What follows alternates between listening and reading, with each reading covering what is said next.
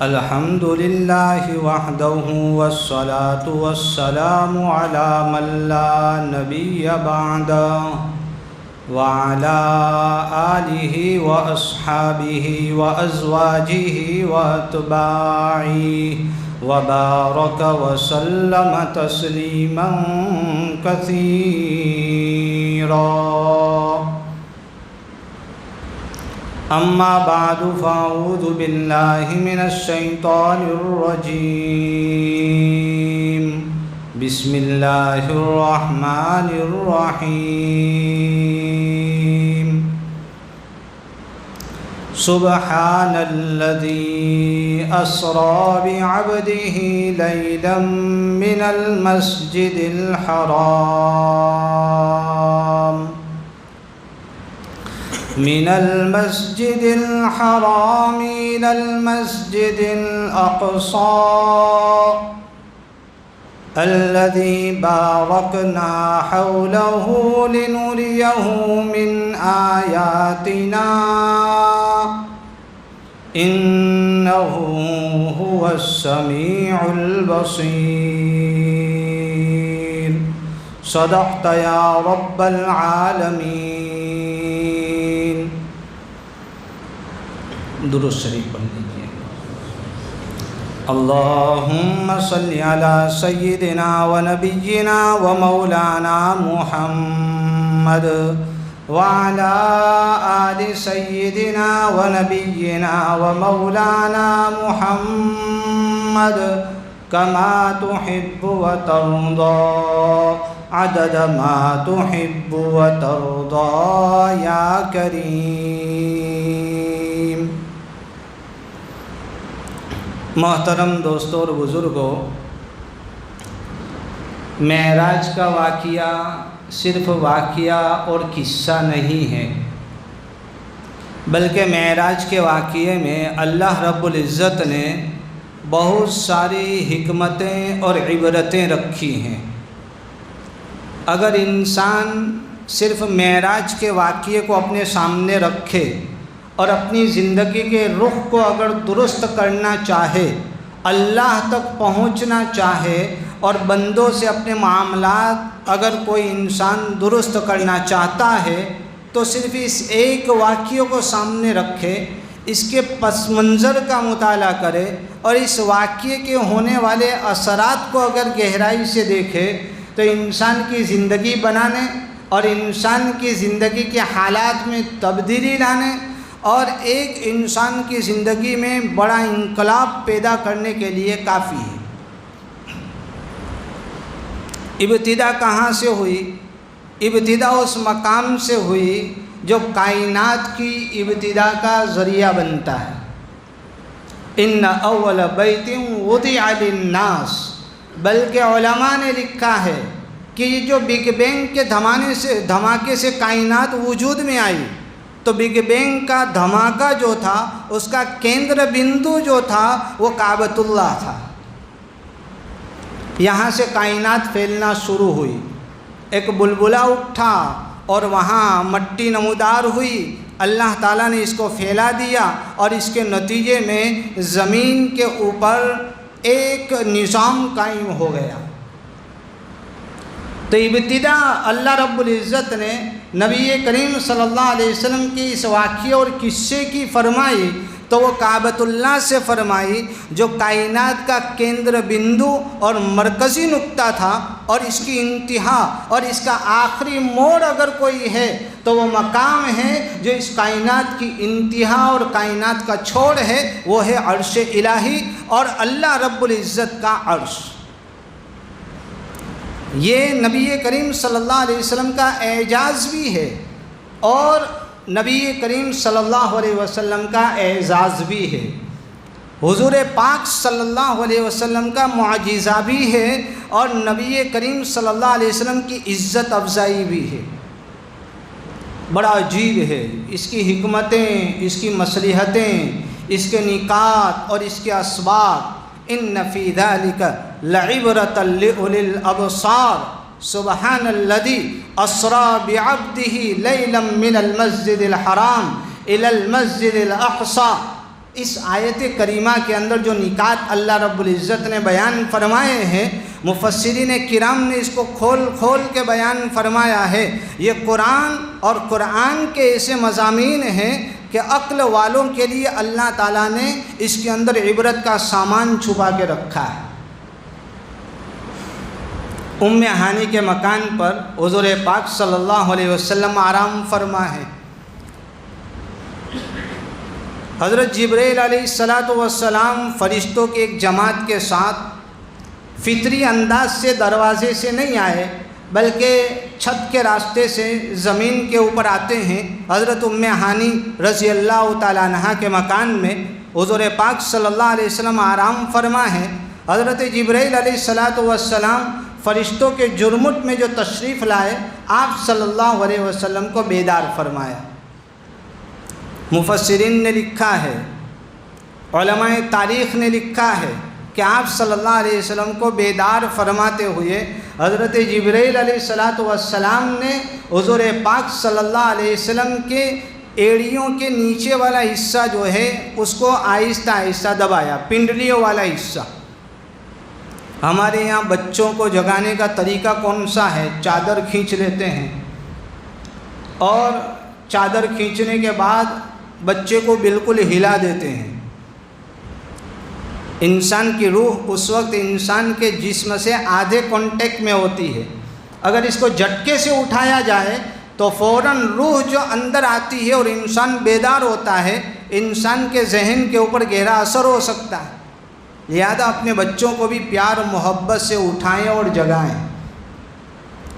اور عجیب مسئلہ ہے کہ جس امت نے اور نبی کریم صلی اللہ علیہ وسلم کے جن پیروکاروں نے دنیا کو، دنیا کا نظام چلانے کا ہنر سکھلایا، آج وہی امتی اپنا گھر اور اپنے بیوی بچوں کو چلانے کا ہنر بھول چکا ہے۔ کتنی عائشائیں ہیں جو اگرچہ حقیقی خودکشیوں میں شمار نہیں ہوتی ہیں، لیکن اپنے گھروں میں روزانہ ایک خودکشی کرتی ہیں اور ہم اس کو جیتا جاگتا دیکھتے ہیں۔ حضرت طلحہ ابن عبید اللہ رضی اللہ تعالیٰ عنہ کا قصہ ابھی جمعہ کے بیانوں میں چل رہا ہے۔ جمعہ کے بیان کے اندر حضرت طلحہ رضی اللہ تعالیٰ عنہ کی 6 صفات بیان کی گئی تھی، اس میں سے ایک صفت رہ گئی تھی۔ کئی لوگوں نے بار بار بتلایا کہ یہ بھی بیان میں آ جائے تاکہ یہ تازہ ہوتی رہیں اور اس کے اوپر ہم بھی عمل کرنا شروع کر دیں۔ حضرت طلحہ رضی اللہ تعالیٰ عنہ نبی کریم صلی اللہ علیہ وسلم کے ساڑو بھائی ہوتے ہیں۔ اللہ تعالیٰ نے عجیب صلاحیتوں سے نوازا تھا۔ 70 سے زیادہ زخم غزوہ احد میں کھائے تھے۔ اللہ کے راستے میں ایک ایک وقت میں 4 لاکھ دینار دے دینے والے، 7 لاکھ دینار ایک وقت میں اللہ کے راستے کے اندر خرچ کرنے والے۔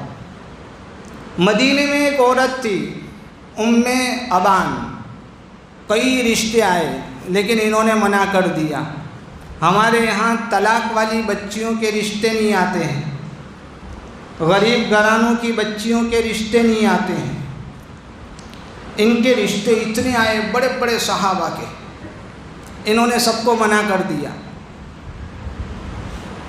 حضرت طلحہ ابن عبید اللہ رضی اللہ تعالیٰ عنہ کا رشتہ آیا تو انہوں نے حامی بھر دی کہ ہاں میں تیار ہوں، راضی ہوں۔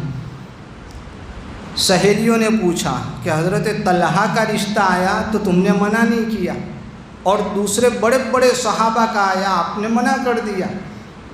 کہا کہ حضرت طلحہ میں 6 صفات ایسی ہیں کہ یہ صفات اگر کسی بیوی کے حصے میں آ جائیں تو اس کی زندگی خوشحالی سے بھر جائے۔ سب سے پہلی بات، گھر میں آتے ہیں تو مسکراتے ہوئے آتے ہیں۔ باتیں چھوٹی چھوٹی ہیں، نفسیات اور سائیکولوجی کے ماہرین ہیں، آپ ان سے پوچھیں کہ اگر ایک شوہر اگر مسکراتے ہوئے گھر میں آتا ہے تو اس کی بیوی کے ذہن کو جو سکون ملتا ہے، اس کے پورے دن کی جو تھکان ہوتی ہے 1 سیکنڈ کے اندر چھو منتر ہو جاتی ہے۔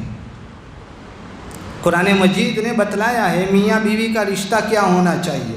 وَمِنْ آيَاتِهِ أَنْ خَلَقَ لَكُم مِّنْ أَنفُسِكُمْ أَزْوَاجًا لِتَسْكُنُوا إِلَيْهَا، نکاح کو جو اللہ رب العزت نے پیدا کیا، بنایا، تخلیق بخشی، اس کا مقصد یہ ہے تاکہ میاں بیوی میں ذہنی اعتبار سے، مانسک اعتبار سے ایک دوسرے کو سکون حاصل ہو جائے۔ بڑی عجیب چیز ہے، آپ آ کر کبھی تجربہ کریں۔ بیوی کو ساس نے بڑا ستایا، دیرانیوں جیٹھانیوں کے ٹینشن اور اپنے گھر کے جھمیلے، بچوں کو صبح سے لے کر اب تک سنبھال رہی ہے، ناشتہ بنایا، دوپہر کا کھانا بنایا، شام کا کھانا تیار کیا، اور اس کے درمیان میں گھریلو کتنے مسائل، کتنی پریشانیاں، کتنے ٹینشن، اور اس میں میاں صاحب آتے ہیں، باہر کا سارا غصہ بیوی کے اوپر اتار دیتے ہیں۔ اب آپ سوچیں کہ وہ اندر ہی اندر کتنی مرتبہ مر رہی ہوگی۔ اگر اس کی بجائے شوہر گھر میں آتا ہے، مسکراتے ہوئے بیوی کی طرف دیکھتا ہے اور کہتا ہے کہ آج باہر میں بڑا تھک گیا ہوں، کوئی مسئلہ نہیں ہے، باہر کے جھمیلے باہر، آپ کی طبیعت کیسی ہے، خیریت سے ہیں، آج کا دن کیسا گزرا، کوئی پریشانی تو نہیں ہوئی۔ شوہر کی جانب سے یہ دو الفاظ جو ہیں، اسی کے سہارے وہ آپ کی بیوی ساری زندگی گزارنے کے لیے تیار ہو جائے گی۔ حضرت طلحہ میں یہ صفت تھی کہ جب گھر میں آتے تھے تو مسکراتے ہوئے آتے تھے، اور جب گھر سے جاتے تھے تو مسکراتے ہوئے جاتے تھے۔ آپ صبح سویرے اٹھے، اپنی تیاریوں میں مگن، ٹینشن باہر کے نکل رہے ہیں، بیوی کی طرف سے کام میں تھوڑی ادھر سے ادھر دیری ہو گئی، وہ بیوی بھی بیچاری صبح سے اٹھی ہوئی ہے، بچوں کو سنبھالا، اسکول کا نظام کیا، صاف صفائی کی، آپ کے لیے ناشتہ تیار کیا، اب کسی وجہ سے ذہن الجھ گیا اور اس کی طرف سے کوئی ناروا سلوک ہو گیا۔ اب شوہر جب وہاں سے ناراض ہو کے جاتا ہے، جب تک شوہر گھر میں نہیں آتا ہے، یہ بیوی بیچاری اندر ہی اندر پریشان رہتی ہے، اور نہ جانے کتنی مرتبہ وہ مرتی رہتی ہے۔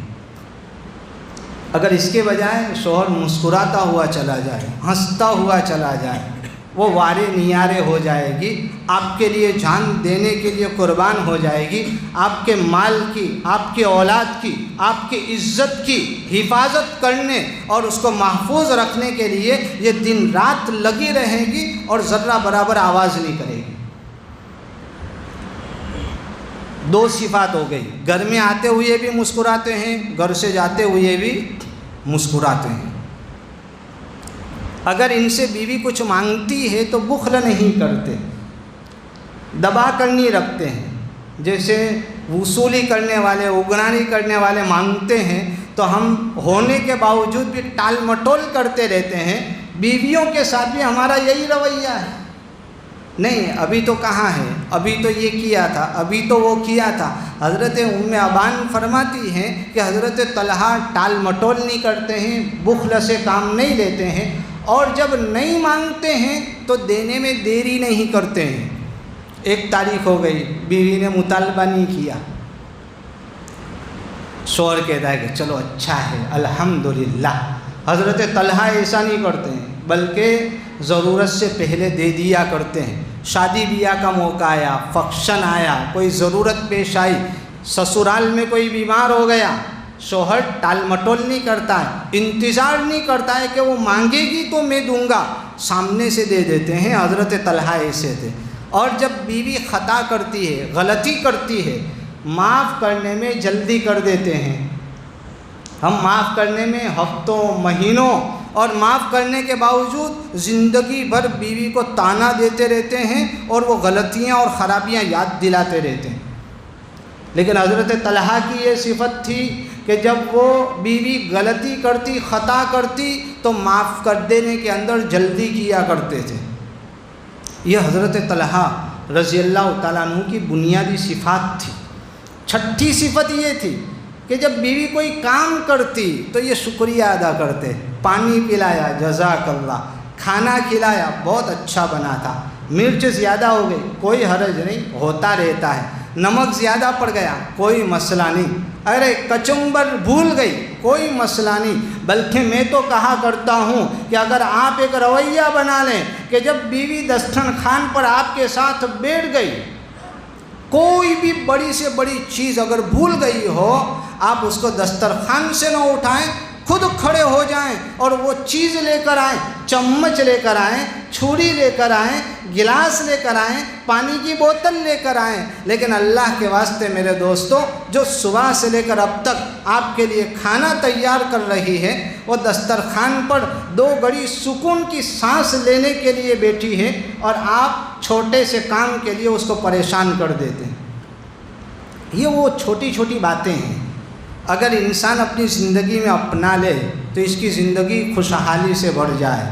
یہ صحابہ کرام ایسے تھے، تو آپ تصور کریں کہ وہ آقا نامدار محمد الرسول اللہ صلی اللہ علیہ وسلم، جو اللہ کے حبیب ہیں، اللہ کے محبوب ہیں، اللہ تعالیٰ جن کو عرش پر بلا رہا ہے، ذرا تصور کریں اس شخصیت کا رویہ اپنے اہل خانہ کے ساتھ کیسا ہوگا، اپنی بیویوں اور ازواج مطہرات کے ساتھ ان کا رویہ کیسا ہوگا، کہ جب اللہ رب العزت نے کہہ دیا خرچہ پانی بڑھانے کی باتیں کرتی ہیں، اللہ تعالیٰ نے کہہ دیا اگر نبی کے گھر میں رہنا ہے تو سستے میں نمٹانا پڑے گا، دال روٹی اور کھجور پانی کے اندر چلانا پڑے گا، اگر تمہیں مال و دولت چاہیے تو اللہ کا رسول تمہیں طلاق دے دے گا، تم اپنی زندگی گزارو، اللہ تمہیں مال و دولت سے نوازے گا، لیکن اگر میرے حبیب کی زندگی میں رہنا ہے تو اسی طرح چھوٹے خرچے کے اندر چلانا پڑے گا۔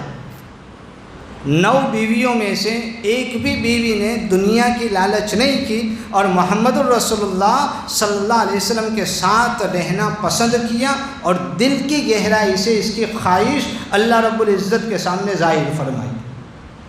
یہ رویے ہونے چاہیے۔ اللہ تعالی ہم سب کو توفیق عطا فرمائے۔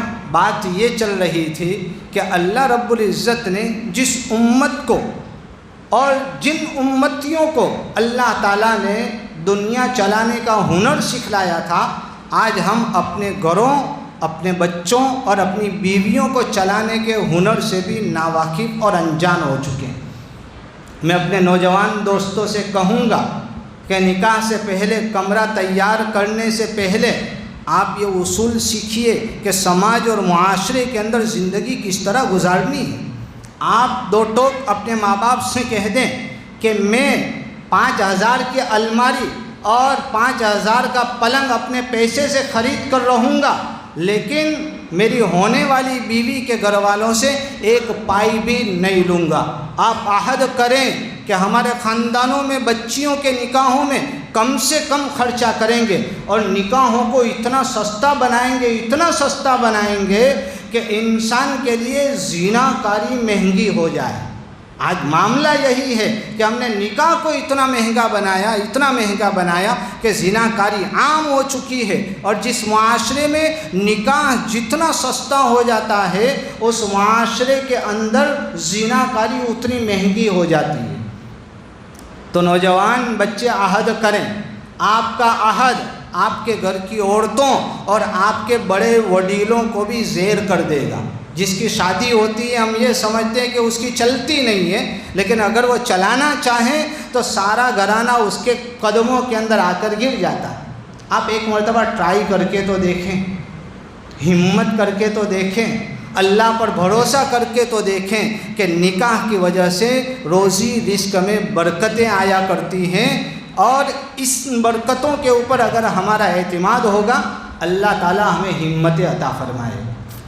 ہم اس نبی کے امتی ہیں کہ جس نبی کو اللہ تعالیٰ نے عرش پر بلایا۔ کائنات جب سے بنی ہیں تب سے لے کر شب معراج تک کبھی بھی عرش کے دروازے نہیں کھلے تھے، صرف سرکار دو عالم صلی اللہ علیہ وسلم کے لیے اللہ تعالیٰ نے عرش کے دروازے کھولے۔ قریب آئے، کتنے قریب آئے، کتنے قریب آئے، فکان قاب قوسین او ادنا۔ یہ قاب قوسین جو ہے آپ نے سنا ہوگا کئی مرتبہ، یہ تعبیر بڑی سنی ہوگی، قربت کو بتلانا چاہتے اللہ تعالیٰ یہاں۔ ایک محاورہ ہے عربوں کے اندر بڑا مشہور ہے. عربوں میں جنگیں بہت ہوتی تھی. جیسے ہمارے یہاں برادری واد بہت عام ہے.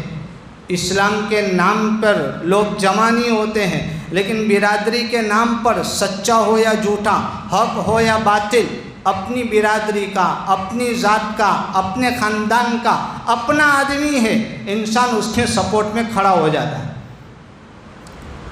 وہاں بھی ایسا ہوتا تھا. عربوں کے اندر جنگیں ہوتی تھی کئی سالوں تک. لیکن جب صلح ہوتی تھی تو میٹنگ ہوتی تھی، لوگ جمع ہوتے تھے. ایک طرف ایک قبیلے کے لوگ، دوسری طرف دوسری قبیلے کے لوگ.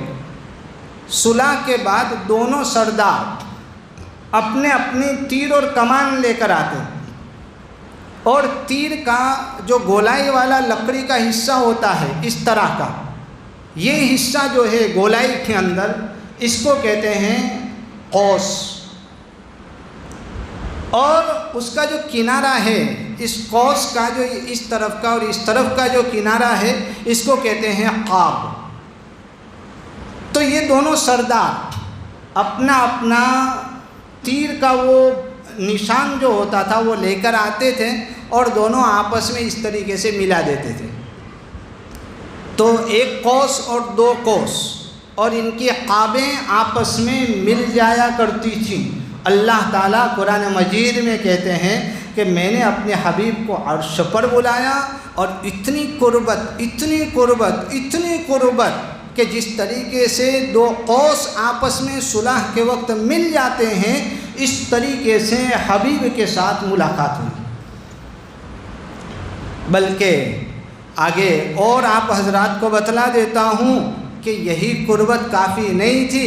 اللہ تعالیٰ کہتے ہیں او ادنا، اور اس سے بھی زیادہ قربت، اس سے بھی زیادہ وصال اللہ تعالیٰ نے نبی کریم صلی اللہ علیہ وسلم کو بتلایا کہ اس کی حقیقت نہ میں نے سنی، نہ آپ کو سمجھا سکتا ہوں، نہ میرے ذہن میں وہ چیز آ سکتی. یہ اللہ اور اللہ کا حبیب ہی جانتا ہے کہ اس ملاقات کا کیا منظر تھا. ذرا تصور کریں، وہ ذات جس کی زلفوں کی قسم کھائی گئی، واللیل جس کے چمکتے چہرے کی قسم کھائی گئی، والضحیٰ جسے عجب ناموں سے پکارا گیا، یاسین، مدثر، شاہد، مبشر. نہ جانے اللہ تعالیٰ نے محبت بھرے کن الفاظ سے پکارا. اور تو اور اللہ تعالیٰ نے حضرت آدم سے حضرت عیسیٰ تک جتنے نبیوں کو پیدا کیا، شب معراج میں، بیت المقدس میں، مسجد اقصیٰ میں سارے انبیاء کرام جمع ہیں، اور حضور پاک صلی اللہ علیہ وسلم کو نبیوں کا امام بنایا گیا، امام الانبیاء بنایا گیا. نبی کریم صلی اللہ علیہ وسلم نے ان نبیوں کی امامت فرمائی جہاں آدم صفی اللہ ہیں، حضرت ابراہیم خلیل اللہ ہیں، حضرت عیسیٰ روح اللہ ہیں، موسیٰ کلیم اللہ ہیں. اللہ تعالیٰ نے سب کی امامت کا شرف اپنے حبیب جناب محمد الرسول اللہ صلی اللہ علیہ وسلم کو عطا فرمایا. اس ذات کے ہم امتی ہیں. کیا مقام اللہ تعالیٰ نے دیا. لیکن ذرا زندگی تو دیکھیں. ہم تھوڑے سے نفع کے لیے جھوٹ بول دیتے ہیں، ایمان بیچ دیتے ہیں، کاروبار سودی کاروبار میں مبتلا ہیں، وزن کے اندر ہم کمی زیادتی کرتے رہتے ہیں، دوسروں کو پیسہ دینے کے اندر ٹال مٹول کرتے رہتے ہیں. ناشکری میں ہماری زندگی گزر گئی ہے. وراثت میں بہنوں اور بھائیوں کو حصہ نہیں دیتے ہیں، اور پیسوں کے لیے، رشوت کے لیے، نفع خوری کے لیے نہ جانے ہم کیسے کیسے ہتھ کنڈے اپناتے ہیں. ذرا دیکھیں محمد الرسول اللہ صلی اللہ علیہ وسلم نے اپنے پیٹ کے اوپر پتھر باندھے تاکہ میری امت پیسوں کے لیے ایمان کے سودے نہ کرے. ایک مرتبہ آپ صلی اللہ علیہ وسلم ایک جگہ باغ میں گئے، کھجوریں نیچے گری ہوئی تھی، گلی سڑی خراب کھجوریں زمین کے اوپر گری ہوئی تھی. حضور پاک صلی اللہ علیہ وسلم آئے، کھجور کو اٹھایا اور اس کو اپنے ہاتھوں سے صاف کیا، اور اپنے منہ کے اندر رکھ کر وہ کھجور کو چبا کر اتار لیے. ساتھ میں ایک صحابی تھے. نبی کریم صلی اللہ علیہ وسلم نے کہا کہ عبداللہ تم بھی کھا لو. کہا کہ رسول اللہ صلی اللہ علیہ وسلم مجھے بھوک نہیں ہے۔ بھوک تو تھی لیکن وہ کھجور اتنی خراب تھی کہ ان کو کھانے کا جی نہیں چاہ رہا تھا، کھانے کی طاقت ان کے اندر نہیں تھی۔ محمد الرسول اللہ صلی اللہ علیہ وسلم نے کہا کہ میں تو بھوکا ہوں، 4 دن سے کچھ نہیں ملا، 4 دن کے بعد یہ کھجور مجھے ملی ہے، اگر میں اس کو بھی نہ کھاؤں تو میرے لیے جینا دوبر ہو جائے۔ نبی کریم صلی اللہ علیہ وسلم نے ایسی زندگی جی کر بتلائی تاکہ میرا امتی پیسوں کے لیے اپنے ایمان کا سودا نہ کرتا پھرے۔ اللہ تعالی ہم سب کو سمجھ عطا فرمائے۔ نبی کریم صلی اللہ علیہ وسلم کو جب اللہ تعالیٰ نے اپنے پاس بلانے کا ارادہ کیا تو یہ وہ موقع تھا کہ آپ صلی اللہ علیہ وسلم کو اپنی زندگی کے اندر اس سے کٹھن حالات کا کبھی سامنا کرنا نہیں پڑا، نہ پہلے نہ بعد میں۔ یہ طائف کے بعد کا زمانہ تھا، طائف کا واقعہ ہو گیا تھا، اور یہ وہ زمانہ تھا کہ نبی کریم صلی اللہ علیہ وسلم اپنے ملک، اپنے شہر کے اندر رہتے ہوئے بھی باہر کے شمار کیے جاتے تھے، ویزا کے اوپر مکہ میں رہتے تھے، یوں سمجھیے۔ وہ جب طائف کے لیے گئے تھے اور ان کے اوپر سے اپنے قبیلے کے سردار کا ہاتھ اٹھ چکا تھا اور ان کو برادری سے گویا کہ نکال دیا گیا تھا، اسی لیے جب طائف کے سفر سے آپ صلی اللہ علیہ وسلم واپس آئے تو امان ڈھونڈ رہے تھے، ویزا تلاش رہے تھے کہ کسی قبیلے کا کوئی آدمی مجھے امان دے دے تاکہ مکے میں واپس آ سکوں۔ حضرت خدیجۃ الکبریٰ رضی اللہ تعالیٰ عنہا دنیا سے رخصت ہو چکی ہیں، چچا ابو طالب بھی دنیا سے چلے گئے ہیں۔ مسلمان ایسی حالت کے اندر آ گئے تھے کہ نبی کریم صلی اللہ علیہ وسلم کو لوگوں کو ہجرت کے لیے جانے کا اعلان کرنا پڑا، کوئی حبشہ جا رہا ہے، کوئی ادھر جا رہا ہے۔ مسلمان مکے کے اندر ایسے حالات میں تھے کہ آپ صلی اللہ علیہ وسلم کے اوپر بھی زندگی جینا تنگ ہو گیا تھا، مکے سے مایوس ہو گئے تھے، اسی لیے طائف کا رخ کیا۔ اور طائف کے اندر ایسے حالات آئے، قصہ میں نہیں سناتا ہوں، 1 مہینے کا لمبا سفر تھا، ہزاروں میل کی بلند پہاڑی کے اوپر طائف کا شہر واقع تھا۔ اس انجان شہر میں وہاں کے قبیلے کے 3 سرداروں نے نبی کریم صلی اللہ علیہ وسلم کو ہر اعتبار سے ٹارچر کیا، جسمانی اعتبار سے، ذہنی اعتبار سے، نہ جانے کیا کیا الفاظ کہے ہیں۔ غزوہ احد میں دندان مبارک شہید ہوئے، رخسار مبارک کے اندر کیلیں گھس گئیں، خون کے فوارے نیچے پھوٹنے لگے، زمین خون آلود ہو گئی۔ محمد الرسول اللہ صلی اللہ علیہ وسلم کے لہو سے وہ جو حالات تھے کہ 70 صحابہ کرام شہید ہو گئے، جہاں دیکھو وہاں صحابہ کرام کی نعشیں پڑی ہوئی ہیں، مدینے کی کئی عورتیں بیوہ ہو چکی، کئی بچے یتیم ہو چکے، ایک ہوک عالم ہے، لوگ پریشان ہیں۔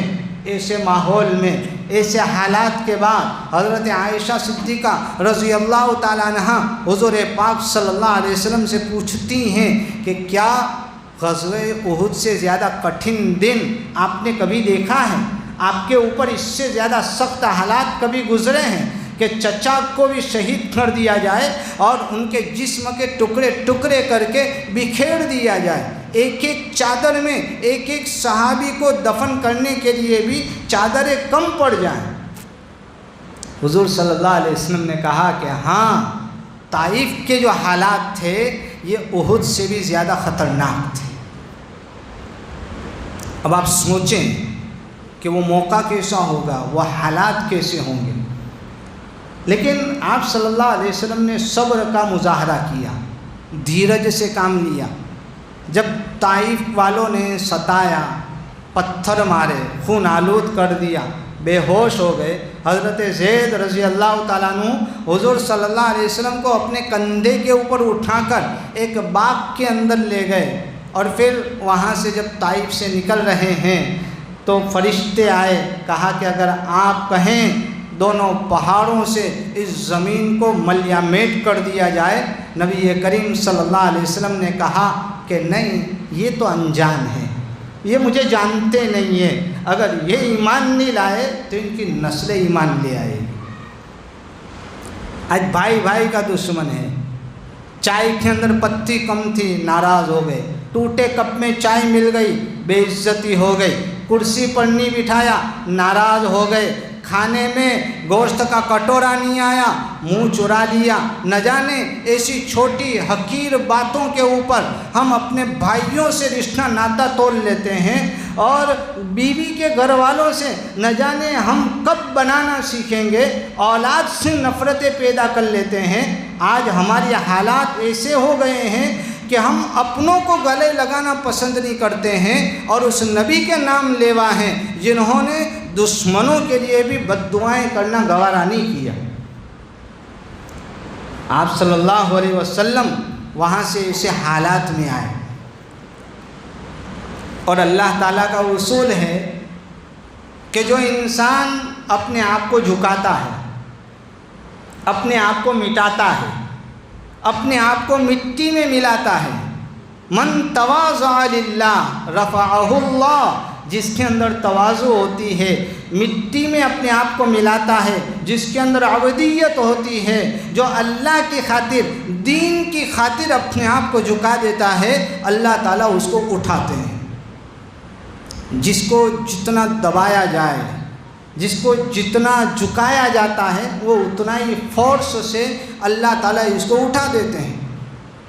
ہم بھی جھکتے ہیں دنیا کے لیے، گاہک کو لبھانے کے لیے، زیادہ نفع کمانے کے لیے زمین پر بچھ جاتے ہیں، نہ جانے کیا کیا کیا کرتے ہیں۔ کاش یہی جذبات ہم دین کے لیے دکھاتے۔ اللہ رب العزت نے نبی کریم صلی اللہ علیہ وسلم کو صبر، دھیرج، تواضع اور بندگی کے اظہار کی بدولت اتنا اونچا مقام عطا فرمایا کہ جہاں فرشتوں کی بھی پہنچ نہیں ہے اور جہاں فرشتے بھی نہیں پہنچ سکتے، یہ مقام اللہ تعالیٰ نے عطا فرمایا۔ سبحان الذی اسریٰ بعبدہ، سبحان سے یہی ایک صورت ہے جو شروع ہوتی ہے، ورنہ قرآن مجید کی کوئی صورت لفظ سبحان سے شروع نہیں ہوتی۔ سبحان کا مطلب کیا ہوتا ہے؟ اللہ تعالیٰ بے عیب ہے، اللہ تعالیٰ میں کوئی کمی نہیں ہے۔ تم انسان ہوا سے اوپر جانے کے لیے اسپیس سوٹ پہنتے ہو، آکسیجن لیتے ہو، راکٹ بناتے ہو، نہ جانے تمہارے لیے کائنات کے کون سے قوانین رکاوٹ بن جاتے ہیں، لیکن یہ تو اللہ ہے، یہ بے عیب ہے، تمہارے یہ مادی قوانین سے اوپر ہے، ماورا ہے، اس سے اوپر اس کی ذات ہے، اس کو پیراسوٹ کی ضرورت نہیں ہے، اس کو اسپیس میں جاتے ہوئے کسی انسان کے پھٹنے کا ڈر نہیں ہے۔ آئنسٹائن کا جب آخری موقع آیا تو کہا کہ ٹائم کو پکڑنے والا اور ٹائم کا نظام دنیا کے سامنے پیش کرنے والا آج دنیا سے جا رہا ہے، تم بھی مر رہے ہو، تم بھی جانے کے لیے تیار ہو۔ آئنسٹائن نے کہا تھا کہ اگر کسی کے اندر یہ طاقت ہو کہ ٹائم کو قابو میں کر لے تو وہ کبھی مرتا نہیں ہے، ٹائم اس کے پرے ہو جاتا ہے، وہ ٹائم کے پرے ہو جاتا ہے، وہ ٹائم سے اوپر اٹھ جاتا ہے۔ اللہ تعالیٰ جو ہے اس نے انسانوں کو بتلا دیا کہ ٹائم سے اوپر بھی اللہ تعالیٰ کی طاقت اور قدرت ہے، جو اپنے بندے کو ان مادی نظاموں اور مادی قوانین سے اوپر اٹھا کر کائنات کا سفر کراتے ہوئے آسمانوں پر پہنچاتا ہے اور عرش الہی کی سیر کراتا ہے۔ انسان جب اسپیس میں جائے گا تو ابھی ہوا کے دباؤ کی وجہ سے ہمارا جسم یہ سمٹا ہوا ہے، اور ہوا کے اس دباؤ کو روکنے کے لیے اللہ تعالیٰ نے ہمارے اندر بھی ایک نظام بنایا ہے، لیکن جب انسان اسپیس میں جاتا ہے تو وہ مصنوعی وہ دباؤ پیدا کر کے اپنے آپ کو بچاتا ہے۔ وہاں اوپر بغیر کسی کپڑے، پیراسوٹ کے اور مستقل نظام کے انسان اگر جائے گا تو بم کی طرح پھٹ جائے گا۔ ہوا کے دباؤ کے ختم ہو جانے کی وجہ سے انسان وہاں پیس اور ٹکڑوں میں بٹ جائے گا، لیکن اللہ تعالیٰ جو ہیں یہ تو ان ساری چیزوں سے پرے ہیں۔ سبحان تیری قدرت، اللہ تعالیٰ ان سارے نظاموں سے اونچے ہیں۔ اسی لیے مکے والوں سے جب اللہ کے نبی صلی اللہ علیہ وسلم نے کہا کہ میں تو مسجد حرام سے مسجد اقصیٰ گیا، مسجد اقصیٰ سے آسمانوں کی سیر کر کے آیا، تو کہا کہ ہم تو مہینوں سفر کر کے وہاں پہنچتے ہیں اور آپ راتوں رات ہو کر آ گئے۔ آپ صلی اللہ علیہ وسلم ام ہانی کے گھر کے بستر سے اٹھے، باہر نکلے، دروازے کی کنڈی لگائی، حتیم میں آئے۔ حتیم وہ جگہ ہے جو کعبے کا بغیر چھت والا حصہ ہے۔ آپ صلی اللہ علیہ وسلم وہاں لیٹے، پھر وہاں سے چاہے زمزم کے پاس وہاں سلا کر دل مبارک کو چاک کر کے دھو کر زمزم کے پانی سے صاف کر کے نور اور حکمت جو اللہ کے نبی صلی اللہ علیہ وسلم کے سینے میں ڈالنے کے لیے لایا گیا تھا، اس کو اندر دبا دبا کر بھرا گیا، ڈالا گیا، سینے کو چیر کر اندر تک صفائی کر کے نور اور حکمت کے موتی اندر پیروئے گئے، اور پھر اوپن ہارٹ سرجری کے بعد ایسا پیک کر دیا گیا جیسے کہ کچھ ہوا ہی نہ ہو۔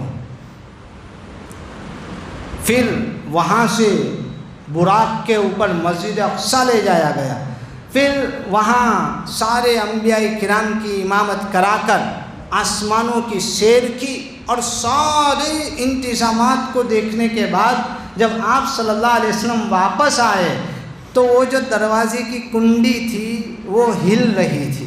آپ صلی اللہ علیہ وسلم اندر گئے تو بستر کے اوپر جو گرماہٹ تھی وہ جوں کی توں باقی رہی تھی۔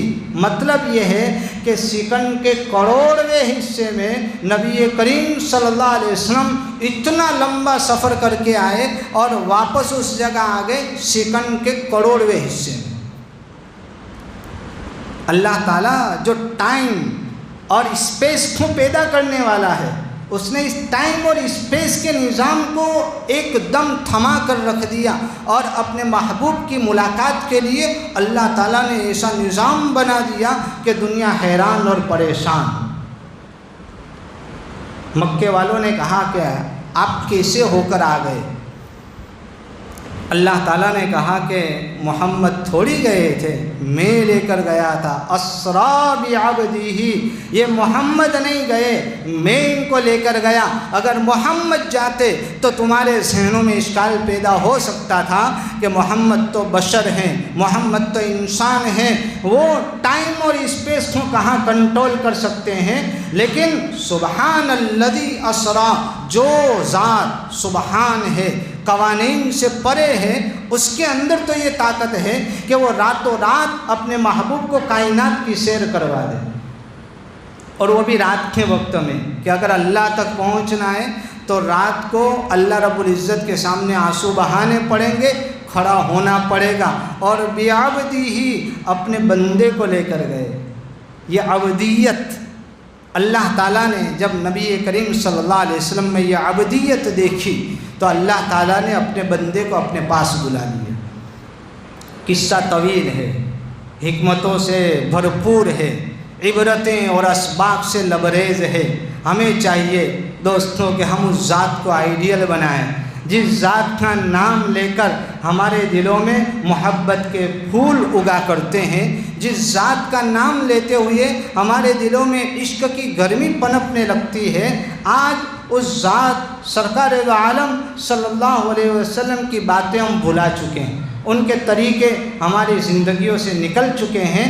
کبھی ہم بھی یہ تمنا کریں کہ آج کی رات میں معراج پہ جاؤں گا، تھوڑی دیر کمپیوٹر اور موبائل کو سائڈ میں رکھ کے وضو کر کے 2 رکعت نماز پڑھ کے گرم آنسو بہا کر اللہ تعالیٰ کو منانے کی کوشش کروں گا۔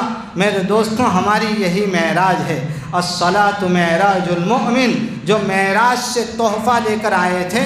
ہمیں چاہیے کہ نبی کریم صلی اللہ علیہ وسلم کے لیے اللہ تعالیٰ نے رات کا وقت پسند فرمایا، تو ہم بھی اللہ سے ملنے کے لیے رات کے وقت کو پسند کریں، اس کی قدر کریں اور اپنی زندگیوں میں تبدیلی لائیں۔